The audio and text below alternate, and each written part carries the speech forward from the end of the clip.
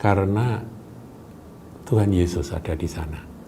Sampai dia mengeluarkan satu statement yang sangat terkenal. Dia katakan, bersama dengan Tuhanku Yesus, neraka pun, tentunya ini neraka tanda kutip ya, menjadi sorga. Tetapi kalau tanpa dia, surga pun jadi neraka. Waduh, dalam ini saudara. Bagaimana dengan saudara, bagaimana dengan saya? Ayo kita renungkan kalimat ini. Shalom saudaraku. Saudara, saya akan bacakan satu ayat yang tertulis di dalam 1 Tesalonika 4 ayat yang ke-17. Ini adalah satu ayat yang ada di dalam perikop pengangkatan. Saya harap saudara semua sudah paham dengan ayat ini. Saya bacakan ya saudara ya. Sesudah itu kita yang hidup yang masih tinggal akan diangkat bersama-sama dengan mereka dalam awan menyongsong Tuhan di angkasa. Ada pertemuan di udara, saudara ya.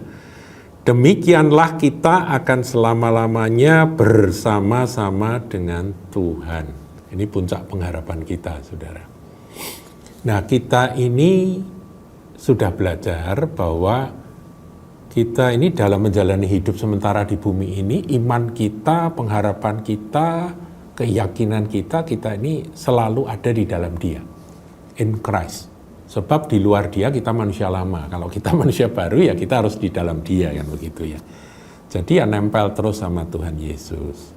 Kita nggak mau keluar dari Dia.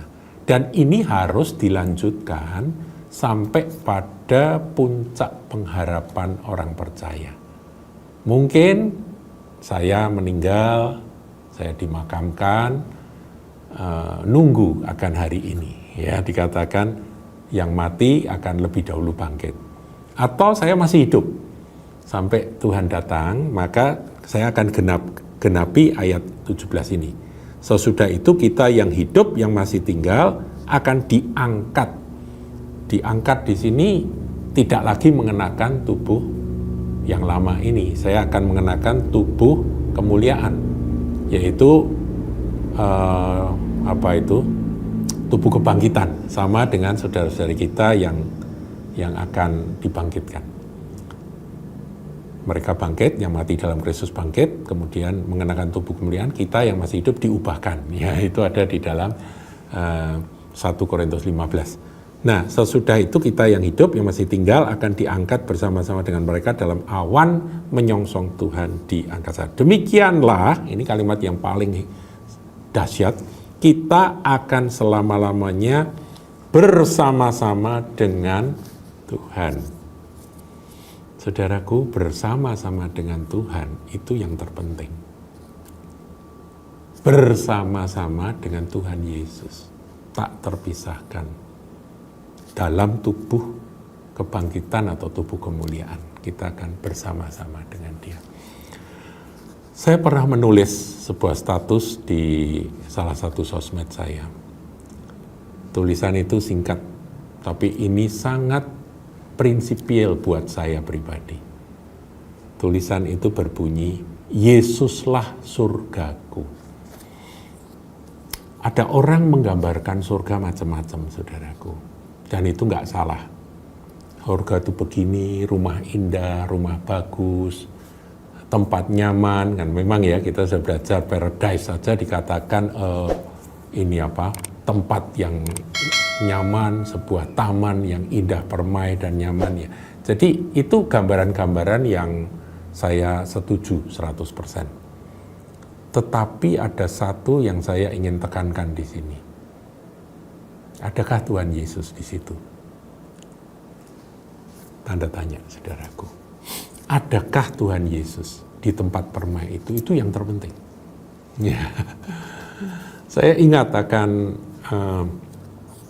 kata-kata ekstrim dari Sadhu Sundar Singh. Ya, dia cerita pada waktu dia memberitakan Injil kalau nggak salah di Tibet. Pada waktu itu dia ditangkap. Kemudian dia dimasukkan dalam sebuah sumur dilempar ke dalam sumur sampai kalau nggak salah tangannya patah itu ya, karena jatuh itu. Dan di dalam sumur itu ternyata ada banyak kerangka-kerangka dari orang-orang yang dihukum sebelumnya. Sudah mati, sudah jadi tulang. Jadi itu memang hukuman mati. Bukan hanya itu sumurnya itu atasnya ditutup, saudaraku, ditutup, dikunci. Dan kuncinya itu disimpan di pemimpin dari kerajaan Tibet itu pada waktu itu. Yaitu Lama ya, Dalai Lama itu yang nyimpen di sakunya dia, karena dia dianggap penyesat. Dan di dalam tempat yang gelap, di dalam tempat yang mengerikan itu, Sadhu Sundar Singh berkata, inilah surga. Kenapa? Karena Tuhan Yesus ada di sana. Sampai dia mengeluarkan satu statement yang sangat terkenal. Dia katakan, bersama dengan Tuhanku Yesus, neraka pun, tentunya ini neraka tanda kutip ya, menjadi surga.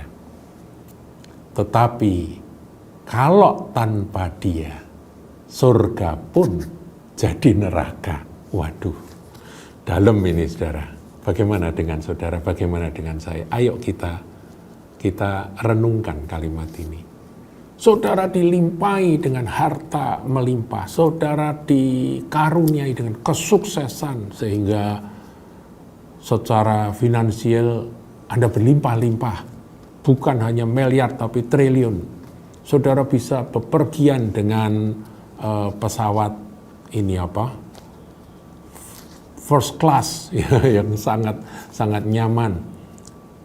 Di bumi ini saudara mungkin menerima akan semua fasilitas dan kelengkapan yang sangat indah. Tapi dapatkah Anda menikmati semuanya di luar Kristus? Itu tanda tanya, saudaraku.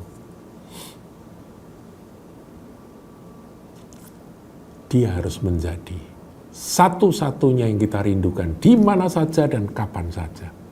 Ekstrim tadi apa yang dikatakan oleh Sadhu Sundar Singh di dalam sumur kematian itu. Nah, kita tahu akhir kisahnya dalam kesaksian Sadhu, dia pintunya tiba-tiba dibuka, dia kaget, kemudian ada uluran tali, dia pegang dalam keadaan yang tidak karu-karuan, saudaraku, sakit juga. Dia diangkat ke atas dan kemudian dia sudah berada di pasar. Dan kembali dia memberitakan Injil. Nah, pada waktu pagi itu, ketika dia tampil dan memberitakan Injil di pasar, geger, saudara. Beritanya sampai ke pimpinan agama. Dan sang pemimpin itu kaget. Dia bilang, loh, siapa yang melepaskan ini orang? Ditengok, ternyata sumur itu masih tertutup rapat dan gemboknya masih terkunci dan kuncinya masih di dalam kantong dari sang pemimpin. Nah, saudara bisa ngerti. Akhirnya Sadhu Sundar Singh diusir, orang nggak berani ngapa-ngapain dia karena dia orang sakti ya. Diusir, saudaraku. Itulah kisah. Tapi ada satu pelajaran yang kita petik dari kisah kesaksian yang luar biasa ini. Dia berkata, bersama Yesus, neraka jadi surga. Sebaliknya, kalau tidak ada Tuhan Yesus, aku mau katakan surga pun jadi neraka. Jadi saudara mau menikmati apa saja, kalau tidak ada Tuhan Yesus di sana, engkau terpisah dari Kristus, buat apa, saudaraku? Sampai Tuhan Yesus juga pernah berkata, untuk apa engkau memperoleh seluruh dunia ini? Tapi jiwamu binasa karena terpisah dari sang hidup itu. Nah, ini saudara yang saya ingin bagikan. Saya tulis di dalam status salah satu medsos saya, Yesuslah surgaku. Nah, saya akan akhiri saudaraku dengan sebuah ilustrasi yang sering disampaikan oleh bapak-bapak gereja, oleh hamba-hamba Tuhan pada zaman kuno dulu. Ketika orang-orang Kristen itu beribadah di di katakombe itu ruang-ruang sempit dan mereka itu bersekutu 2-3 orang di sana. Tempat-tempat yang sangat sempit karena mereka dikejar-kejar. Nah, pada waktu masa aniaya itu ya, ilustrasinya begini. Ada seorang gadis yang cantik dan dia punya kekasih. Kekasihnya ini seorang pria yang ya, dia mengasihi akan gadisnya ini dengan sepenuh hati. Dia sudah rasanya udah seluruh jiwa raganya, seluruh hatinya itu dipersembahkan pada kekasihnya itu. Nah, gadis ini tinggal dalam sebuah rumah. Kemudian si pemuda ini datang ke rumahnya dengan PD, saudaraku, dia ketok pintu, tok tok tok tok. Kemudian dari dalam suara lembut dari sang kekasih itu didengar oleh si pria ini, si pemuda ini. Siapa itu yang mengetok pintu rumahku? Si pemuda dengan PD berkata, ini aku. Dipikirnya pasti gadisnya kenal ya, karena suaranya, ini kan pacaran. Ini aku, kekasihmu gitu ya. Tapi dari dalam jawabannya mengejutkan si pemuda. Pergilah, rumahku terlalu sempit untuk dihuni oleh 2 orang. Pergilah. Si pemuda ini pergi. Bingung, tertolak saudaraku. Dia patah hati, dia bingung, tapi dia juga merenung. Sampai berbulan-bulan, lebih dari setahun dia merenung sambil dia terus mikir, tidak mungkin. Dia itu mengasihi aku.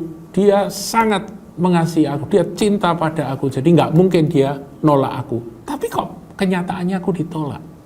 Dia merenung-merenung sampai suatu saat dia sadar bahwa ada yang merupakan satu kata kunci yang harus dia sampaikan. Dia lari kembali ke rumah dari sang kekasih. Di pintu dari rumah sang kekasih dia ketok pintu itu. Kali ini, waktu ditanya, siapakah itu yang mengetuk pintu rumahku?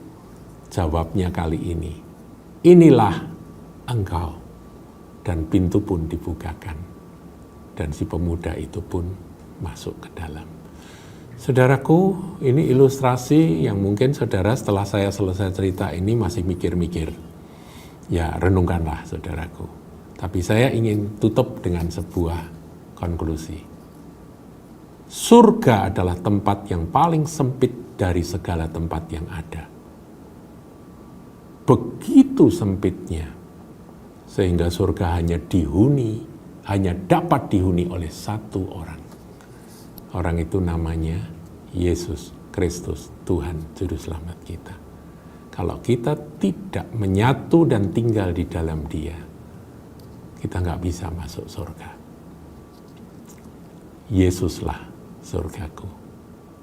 Tuhan Yesus memberkati.